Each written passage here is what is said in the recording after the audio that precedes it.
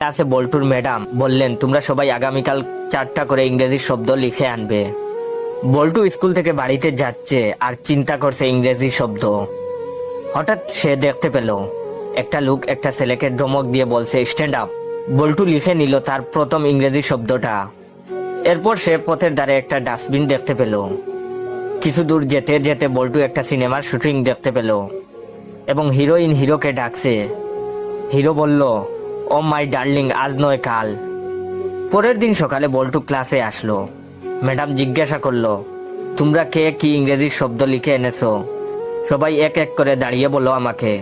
তখন বল্টু দাঁড়িয়ে বলল, স্ট্যান্ড আপ। ম্যাডাম বললেন, এই ছেলে, তোর সাহস তো কম না, তুই আমাকে স্ট্যান্ড আপ বলছিস, তুই আমাকে কি মনে করিস? তখন বল্টু বলল, ডাস্টবিন। ম্যাডাম রেগে গিয়ে বললেন, তুমি নিজেকে কি মনে করো? তখন বল্টু বলল, হিরো। তখন